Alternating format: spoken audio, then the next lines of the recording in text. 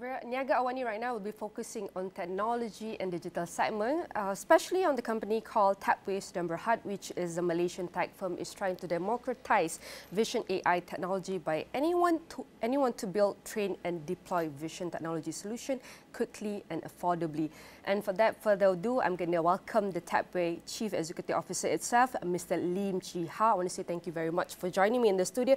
Firstly, we want to talk about the Tapway aims to democratize vision AI by making it accessible without having the coding. However, democratization often comes with challenges and difficulties, oversimplifications or underutilizations by users unfamiliar with the technology's full potentials. And how is, we can say, SamurAI, ensuring that businesses can truly unlock the power of AI? Sure. First of all, thanks for having me here. So vision AI has always been a really tough technology to implement, especially for small businesses. And the problem is always that you need certain expertise. And as you all know, AI expertise is not easy to obtain these days. Moreover, they are expensive, right? So it is out of reach for typical companies in Malaysia and around the region specifically. So what we are doing is really by making it easy and accessible, right? It is basically a platform where you can sign up and you can build a model all by yourself without prior AI knowledge, without coding knowledge. But of course, we don't expect people to just go and sign up and immediately they know how to use it, right? Correct. So you still need a bit of domain knowledge, right? So how we do that is by doing it through training course. So we have a HRDC claimable training course to enable organizations who would like to embark on this vision AI journey to basically learn about how it works, the advanced functionalities, and then they can then bring it back to their organization and start doing it by themselves. Yeah. All right, that's a little bit of what Tapway's roles within the AI ecosystem as a whole. Despite being around 2014, Vision AI still face a very slow adoption rate. And what has been the biggest psychological or even organizational barriers you've noticed among companies when adopting Vision AI? And how are these companies addressing these intangible challenges beyond the cost and even technical expertise? Yeah, that's a really good question. I think the problem with a lot of organizations is typically being in a comfort zone. I think that's number one, right? So what they've been doing has been working for a very long time.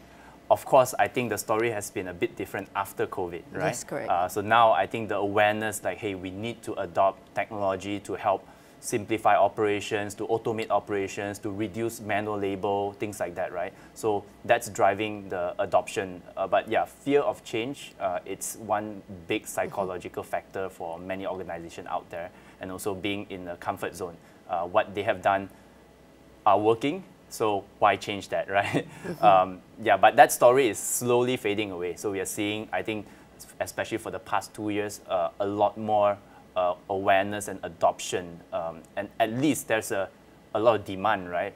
Whether there's budget for it, that's another question, but at least there's a lot of demand. People are curious to know, hey, how can we leverage CCTVs in my building to automate certain, let's say, operational monitoring, safety compliance, things like that, that they would require a safety officer to do, right? How can they do more than that, or to capture events that are otherwise missed by humans?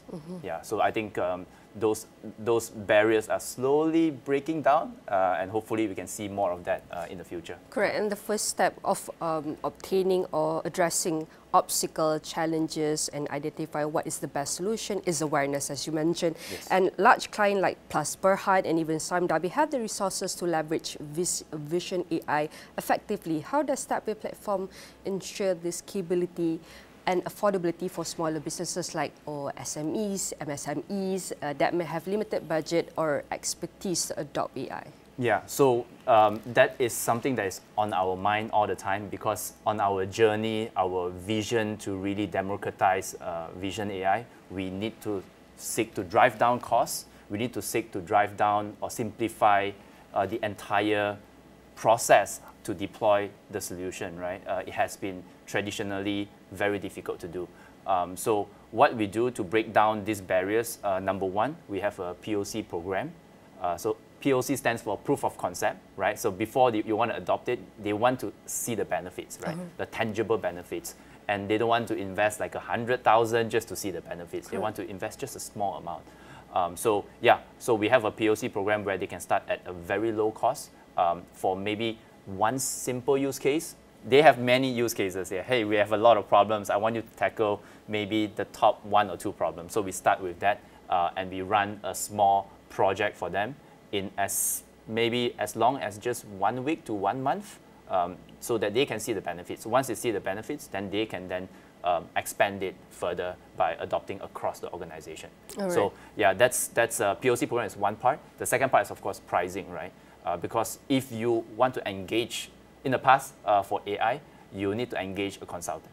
So you're talking about the big 4, they will charge a couple of thousand per man day, you know. So it is out of reach, right? So by having it no code, now you're passing the implementation back to your own team. So you can hire someone that is not technically very skilled, but they just need to learn certain basics of how to do it through our platform, right? So then, the cost will be much lower, and they can take it in their own hands. It's also the timeline is on their hand as well. They don't have to rely on consultant. Hey, we're too busy tackling the bigger clients. We have no time for you. So for SMEs, engaging it with a consultant is always a problem. Yeah. For the smaller business, medium business, is it their biggest challenge? Is it cost, expertise, or even adapting the technology AI itself? Actually, it's all of them. It's all of them. Cost is always, I think, on the back of the mind of every small, medium enterprise. Yeah, so no doubt about it, right? They will always ask, hey, can we do it cheaper? Can we do it at no cost, right? But yeah, second part is expertise, right?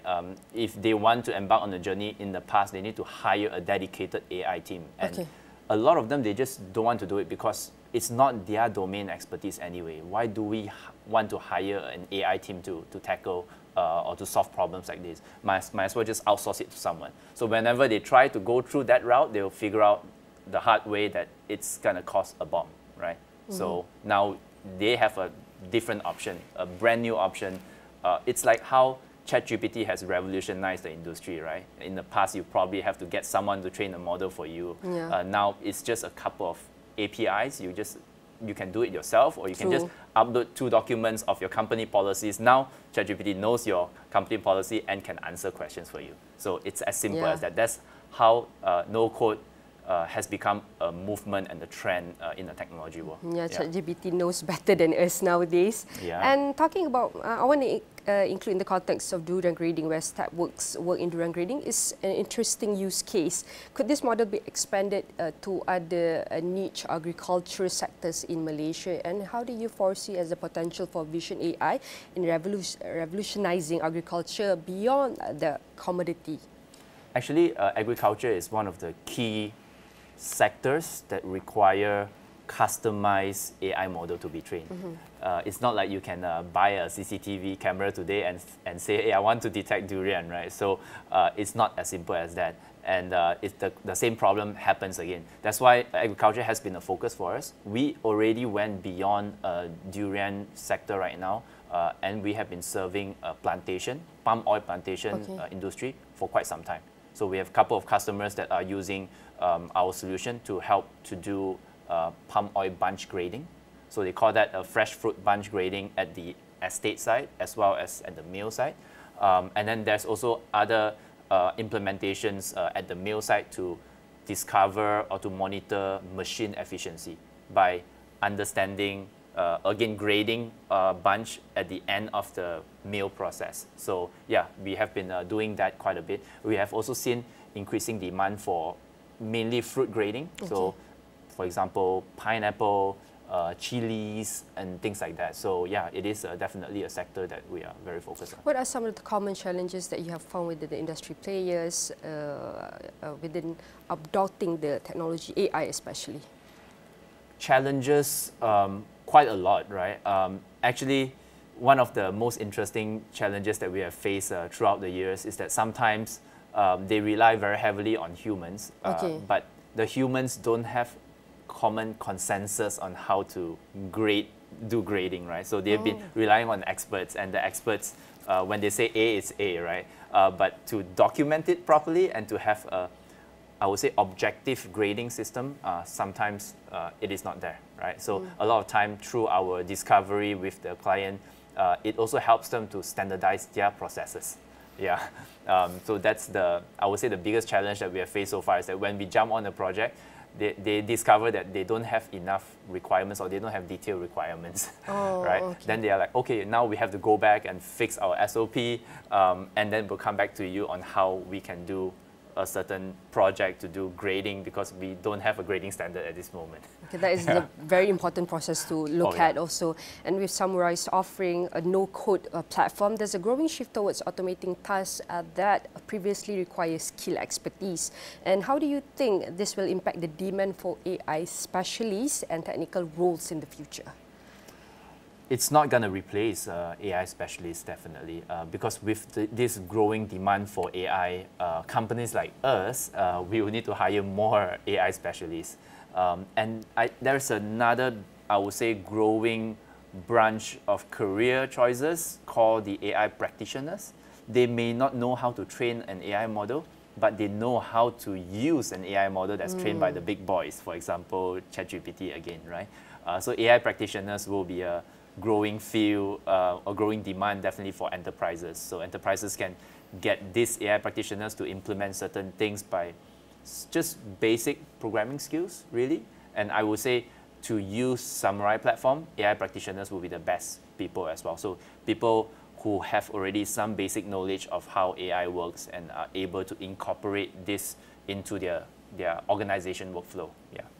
So we can see that even though the SamurAI offering, it will not transform, it will not emulate the needs of specialized talent. Yep. And we can see that AI can enhance operational efficiency, but how do you envision the synergy between vision AI and human decision making in complex industries such as logistics and transportation? And can SamurAI complement rather than replace human intuition in these areas?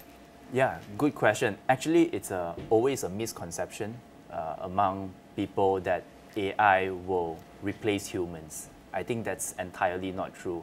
AI, especially our platform, SamurAI platform, aims to enhance the decision-making, enhance the operation of humans, right? We always equate our platform as we are the eyes and brain for you to enhance your operation. For example, you will have a safety officer in a factory, and one safety officer only have one pair of eyes, right?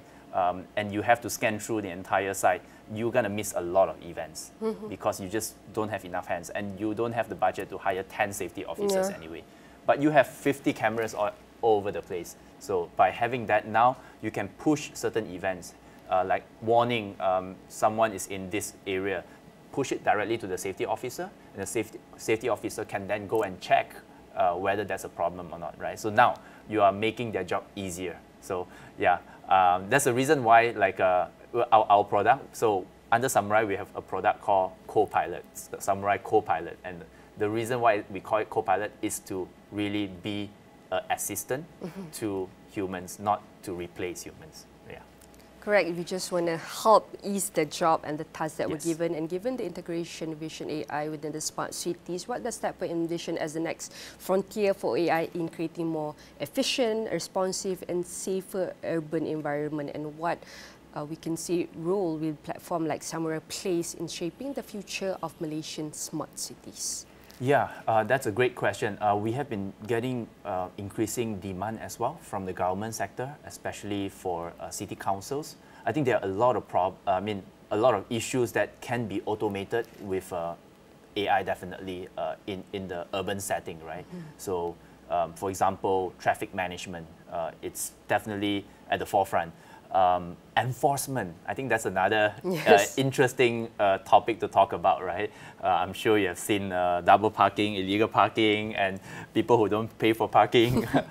Those will require humans to do it currently, but can be complemented with AI. So that's a lot of, I would say, demand for this these days. There are also other things, for example, safety related, right? You talk about pothole that result in accidents, right? And the typical approach currently is when there's an accident and the based on the report, you have a pothole on this road, someone will go and fix it. So it's too late, right? With AI, you can have, I would say, all these vehicles that are going around and scanning all the time, and you'll be able to then capture pothole, raise a ticket to the operation team, and they can fix it before accident happen.